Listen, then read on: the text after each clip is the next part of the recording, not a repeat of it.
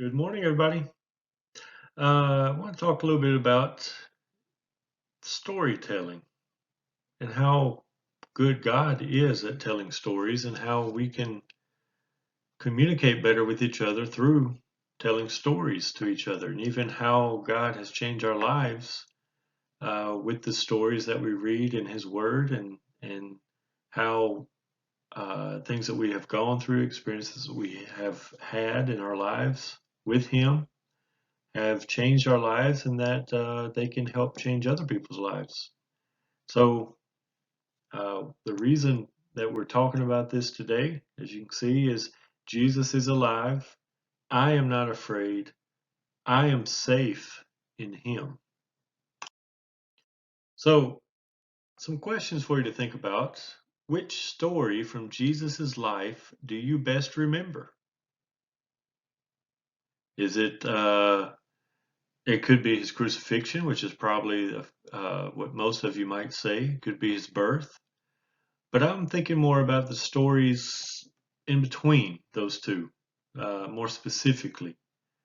And it could be one where he is healing someone. It could be one where he's telling a parable. It could be a story where he is walking down the road and a woman comes up to him, a Syrophoenician woman, and she asks him to cast out a demon from her daughter. And he has a conversation with her. It could be the Samaritan woman at the well. It could be any story, but which story from Jesus's life do you best remember? Is it the when the disciples ask him about the end times and he tells them about the destruction of the temple and Jerusalem? Which story from Jesus's life do you best remember? And another question we can think about is what about the story connects with your life? What makes that story connect to you? What makes that particular story stand out to you? And the reason will be different for most everybody, if not everybody. So just think about that. Why do I like this story? What makes it stick with me? Explain how this story that you've chosen, that you say is your favorite, that connects to you, explain how this story changed your life. Tell us the story of change that took place in your life afterwards, after that story connected to you, after you understood more about what that story was talking about, and how you changed as a result of hearing and believing in that story. And if you could spend one moment with Jesus during his life on earth, which would you choose and why? Why would you choose that moment? It could be the story that you've chosen that he's retelling or that he's living out, or it could be a different one. But which one would you choose? If you could pick one moment from Jesus' life to spend with him, which one would you choose? And the reason I want to talk to you about this is because stories are important. I read a book one time in Portuguese. And what it told me was that fathers need to tell their children stories about their own lives because kids want to know their parents. And the way that they get to know them is through the parent telling them stories about their own lives. And so, one story from my life, it's not so much a spiritual story, but it is a story from my life. Me and some guys from the church in João Pessoa, when I was in Brazil, went to see a movie, and it was a horror movie. It was Paranormal Activity, the very first one. And in that movie, there the scary thing was a foot stomping up and down the steps of the house. And so at the end of the movie, the screen just goes blank. There are no credits, no sound. It just goes blank. It just ends. And so I lean over to David and another guy, and I say, David McKinney, and I say, "Hey, let's get up, running out of here, screaming." And they say, "Yeah, yeah, let's do it." But they didn't do anything. So I got up and started stomping down the steps of the theater. And when I and at each step, they have these little runner lights at the edge of the step, except for the very last step. And the reason I know that is because I twisted my ankle really bad and fell flat on my face when I hit that last step because I didn't know it. I thought I was going to be stomping on the floor. And I let out this yell and fell flat on my face and was laying there, and my ankle was swollen almost immediately. Took me about 6 months before it felt normal again.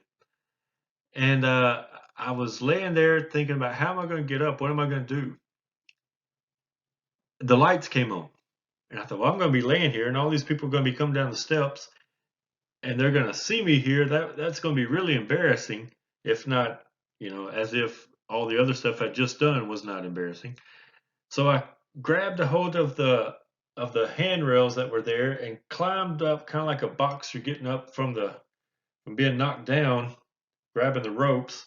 Got up and I walked out, and no one saw me walk out. So all the guys came out and they were trying to find me, and they saw me and said, "What happened? Everybody's come down the steps and nobody saw you. It's like you just disappeared." And so I explained to them what happened. They all laughed and everything. But that is a story from my life. And what stories do is they connect with other people. And so when we are sharing our lives with other people, when we're sharing God with other people, a way to do that is to tell stories. And so, I can tell the story of how I was in the Marines, and all we had was the Bible, and I was waiting to get out, and I read the Bible. I read Matthew, the Gospel of Matthew, and I thought Jesus was the most fascinating person I had ever read about. And so I wanted to follow him. I wanted to know him.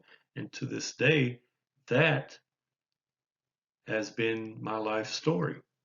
So stories are the way that we communicate and change people. There's a difference in the way that we do communicate. There are different ways we communicate. One way, and there's mainly two ways that they talk about it. One is transactional, which is just communicating, passing on information. Another is transformational communication, which is about transferring meaning, not information. Transformational communication happens through establishing an emotional connection. The recipient, or the one hearing, needs to feel something without feeling, uh, Without feeling, without a genuine connection, we end up with just the illusion that communication has taken place. And so I want to share with you some stories from Jesus's life that I find interesting and that capture my attention. And they're all from the Gospel of Mark. It's actually just two. I picked three. One of them I talked about before, which is the Syrophoenician woman. But I'm not going to read that text. I'm just going to read two texts. This one about the leper and another one about the woman who was healed from hemorrhaging. So in Mark chapter 1, verse 40 through 42, it reads, "And a leper came to Jesus, beseeching him and falling on his knees before him and saying, 'If you are willing, you can make me clean.' Moved with compassion, Jesus stretched out his hand and touched him and said to him, 'I am willing, be cleansed.' Immediately the leprosy left him and he was cleansed." The reason this story connects with me is because I read a book of Philip Yancey is the author, "Where is God When It Hurts?" And it was mainly about leprosy. And one story from that book was about a man who was in an office, and this disease is treatable now today. And there's a clinic in Louisiana, if I remember correctly. And this man was sitting in the director's office, and the director, or the chief medical officer, was walking around talking to him about what they were going to be doing, how things are going to happen. And he put his hand on his shoulder, and the man just started weeping, really weeping. And the reason, and the doctor asked him if he was okay, and he said, it has been however many years it was since anyone has touched me. People were afraid of him. They didn't want to touch him. And the same thing, and this from a Jewish standpoint, from a mindset where they had to live outside of the camp, and when anybody got close to them, they had to yell out, "Unclean, unclean," so that the person would move and go a different route or go around them. They had no contact with anybody except, I guess, maybe other lepers. The sad life. And Jesus, I assume he knows this. Of course he does. And instead of just a transactional communication, instead of saying, okay, well, you're clean. No, he wanted to make a connection with him. So he touches him. Says, I am willing. I want you to be clean. And I believe Jesus is not just talking about his leprosy. I believe he wants to make a connection with him and wants him to be clean, not only on the outside, but on the inside as well. So this story connects with me because of the book that I read and because of Jesus' phrase, I am willing. Be cleansed. The Holy of Holies, Lord of Lords, the Almighty God reaches out his hand and touches the untouchable, cleanses the unclean, makes whole the unholy. And so that is the reason that this story connects with me. And I remember this also, I believe, because of some psoriasis that I have, where I do get looks every now and then. People may be thinking nowadays, maybe I have the coronavirus. I don't know. But even before, people would look and made me feel a little uncomfortable. But I understand. I would probably do the same thing in their situation, in their place. Be clean, Jesus says. This is one story that connects with me and is important to me. Another one is the woman with the hemorrhaging for 12 years. Mark chapter 5, verse 24 says, and he went off with him, and a large crowd was following him and pressing in on him. A woman who had a hemorrhage for 12 years and had endured much at the hands of many physicians and had spent all that she had, was not helped at all, but rather had grown worse. After hearing about Jesus, she came up in the crowd behind him and touched his cloak. For she thought, if I just touch his garments, I will get well. Immediately the flow of her blood was dried up, and she felt in her body that she was healed of her infection, of her affliction. Immediately Jesus, perceiving in himself that the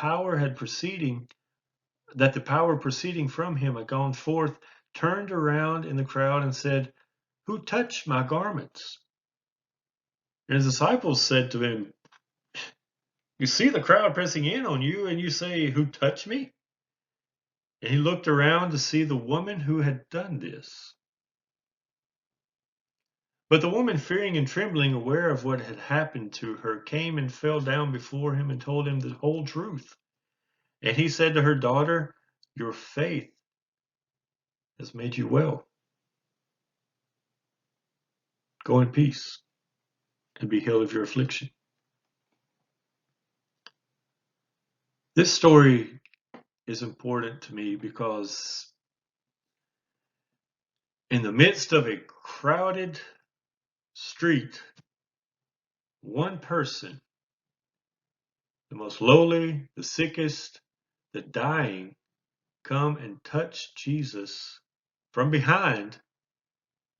She's healed, and Jesus doesn't want to leave it just at that. He wants to interact with her. He wants to let her guilt be free, like she hasn't stolen something from him, but rather understanding it was her faith, a positive response from her, not a negative one.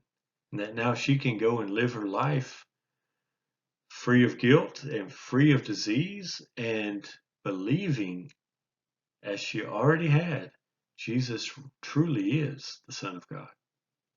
So that's another story that sticks and connects with me. So just remembering the questions, and this I would like for you to sit with your family and or someone else, or even ask people these questions, and maybe start a conversation. Which story from Jesus' life do you best remember? What about the story connects with your life? Explain how this story changed your life. Tell us the story of change that took place in your life afterwards. And if you could spend one moment with Jesus during his life on earth, which would you choose? Why? Tell stories. Tell stories about Jesus in your life and how he has affected you, how being with him has changed you, and how great and awesome he is. May God bless you.